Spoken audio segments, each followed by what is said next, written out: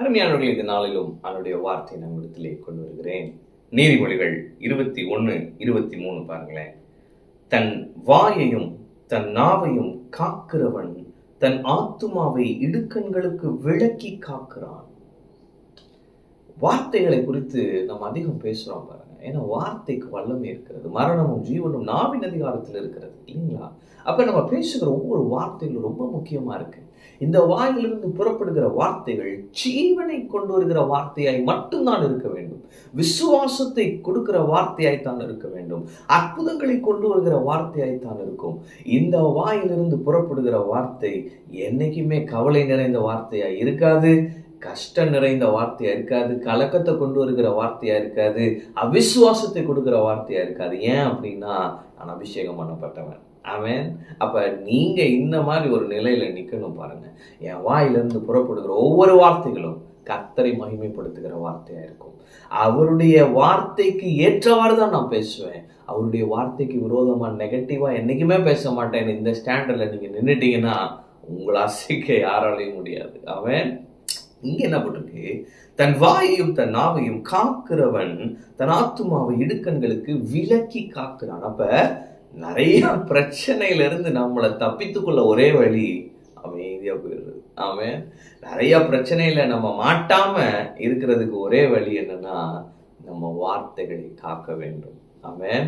அப்ப சரியான வார்த்தைகளை சூஸ் பண்ணி பேச வேண்டியதா இருக்கு பாருங்க. இன்னொரு வசனம் இருக்கு பார்த்தீங்கன்னா, எப்படின்னா, பேசாதிருந்தால் மூடனும் ஞானவான் என்று எண்ணப்படுவானா. அப்ப இன்னைக்கு நம்ம என்ன புரிஞ்சுக்கணும்னா, நம்முடைய வார்த்தைகள் ரொம்ப முக்கியம். எனவே நெகட்டிவான பிற்போக்கான எந்த ஒரு வார்த்தை நீங்க பேசக்கூடாது. அடுத்து, மனதுக்கு தோன்றபடியெல்லாம் பேசக்கூடாது. பாருங்க, ஒரு பிரச்சனை வருது. அந்த பிரச்சனை வர்றப்ப நம்ம எப்படி பேசுறோன்றது முக்கியம். பார்த்தீங்களா? பேசி முடிச்ச பிறகு நம்ம எல்லாருமே என்ன செய்யறோம்னா, பேசி முடிச்ச பிறகு யோசிச்சுட்டே இருப்போம். அதை நம்ம அப்படி சொல்லி இருந்திருக்க கூடாதோ, அதை நம்ம இப்படி சொல்லியிருந்தா இப்படி நடந்திருக்குமோ, அந்த வார்த்தையை நம்ம சொல்லாம இருந்திருந்தா இந்த பிரச்சனை இவ்வளவு பெருசா வந்திருக்காதோ, இப்படிலாம் நம்ம பேசுறோம் இல்லையா? ஒரு எமோஷன்ல நம்ம பேசிட்டோம் அப்படின்னு சொல்றோம்ல. எமோஷன் ஆயிட்டேன், அப்படியே பர்ஸ்ட் அவுட் ஆயிட்டேன், என்ன பேசுறேன்னு எனக்கே தெரியல அப்படின்னு சொல்றோம் பாருங்க. ஆனா இன்னைக்கு வசனத்தின்படி நம்ம என்ன கற்றுக்கொள்ளணும்னா, நம்முடைய வாயின் வார்த்தைகளை நாம் ரொம்ப கவனமா பேசணும். ஆமென். அப்ப தன் வாயையும் தன் நாவையும் காக்கிறவன். அப்ப காக்குறதுன்னா காட். அப்ப இதுக்கு ஒரு கேட்டு போட்டு வச்சிருக்கணும் போல இல்ல? அப்ப இன்னைக்கு நான் சொல்றேன், உங்க வார்த்தைகள் ரொம்ப ஜீவனுள்ள வார்த்தைகளாய் மட்டும்தான் இருக்கணும். எனவே ரொம்ப ஞானமா என்ன பண்ணுங்க, சூஸ் பண்ணி பேசுங்க. கொஞ்சம் பொறுமையா நின்று பேசுறதுல தப்பே இல்லை. கொஞ்சம் நிதானித்து அதுக்கப்புறம் ரிப்ளை கொடுக்கறதுல தப்பே இல்லை. ஒருத்தன் ஒன்று சொல்லிட்டானா உடனே அதுக்கு ஒரு ரெஸ்பாண்ட் பண்றது, ரியாக்ட் பண்றது, அதெல்லாம் இருக்கவே கூடாது பாருங்க. கிரிட்டிசிசம் குறிப்பா பார்த்தீங்கன்னா, இன்னைக்கு சில ஊழியக்காரங்களை கிரிட்டிசைஸ் பண்ணியே பெரிய ஆளாகிறவங்களா இருக்கிறாங்க. அந்த ஒவ்வொரு கிரிட்டிசிசத்துக்கும் ஒரு ரியாக்ட் பண்ணி ரெஸ்பாண்ட் பண்ணிக்கிட்டு இருந்தோம் அப்படின்னா நம்ம உருப்பட மாட்டோம். அதனால நீங்க நான் என்ன சொல்றேன், ஃபர்ஸ்ட் நீங்க உங்க வார்த்தையை கவனமா பேசுங்க. அது நீங்க வார்த்தையா இருக்கட்டும், இல்லை கமெண்டா இருக்கட்டும், எதுவா இருக்கட்டும், நீங்க உங்க வார்த்தையை கவனமா பேசுங்க. அப்படி நீங்க பண்ணிட்டீங்கன்னா நிறைய பிரச்சனைக்கு நீங்க என்ன செஞ்சிடலாம், விலக்கி விடுவிக்கப்படலாம். ஆமென். எனவே நிறைய பிரச்சனை வரக்கூடாதுன்னு நீங்க நினைக்கிறீங்கன்னா, பிரச்சனை எனக்கு ரொம்ப பிரச்சனை எல்லாம் இருக்கக்கூடாது, நான் கொஞ்சம் சேஃபாவே இருக்கணும்னு நினைக்கிறீங்கன்னா அமைதியா இருங்க. கர்த்தருடைய வார்த்தையை படிங்க. ஏதாவது ஒன்றா கர்த்தருடைய வசனத்தை பேசுங்க. பாருங்க, எனக்கு ஒரு அங்கிள் தெரியும். அவர்கிட்ட என்ன பேசினாலும், எதை பற்றி பேசினாலும் வசனத்திலிருந்து எடுத்துகிட்டு வருவார் பாருங்க. ஒரு வசனம் பேசுவார். அவங்க பசங்களை கூட அவர் எப்படி திட்டுவாராம்.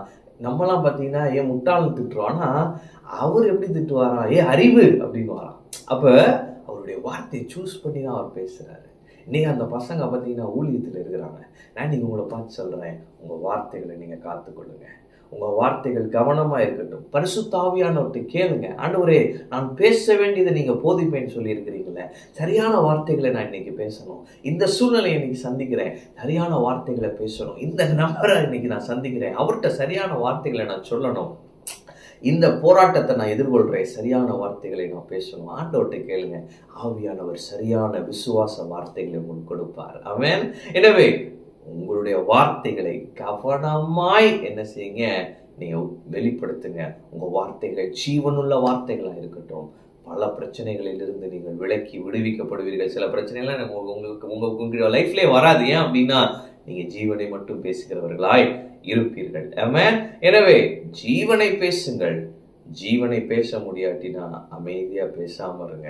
கர்த்தர் மீதி காரியத்தை பார்த்துக் கொள்வார். பல பிரச்சனைகளில் இருந்து நீங்கள் விலக்கி விடுவிக்கப்படுவீர்கள்.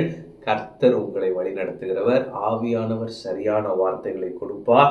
நீங்களே சாட்சியா சொல்வீங்க, அன்னைக்கு மட்டும் ஆவியானவர் அந்த வார்த்தையை என்னோட இருதயத்துல கொடுக்காம இருந்திருந்தா நான் வேற மாதிரி பேசியிருப்பேன். கர்த்தர் சொன்ன வார்த்தையை பேசினனால இன்னைக்கு நான் பெரிய பிரச்சனையிலிருந்து விடுதலை ஆக்கப்பட்டிருக்கிற சாட்சி உங்க சாட்சியா இருக்கும். ஆமென். கர்த்தர் உங்களோட இருக்கிறார். கர்த்தர் உங்களை ஆசீர்வதிப்பார்.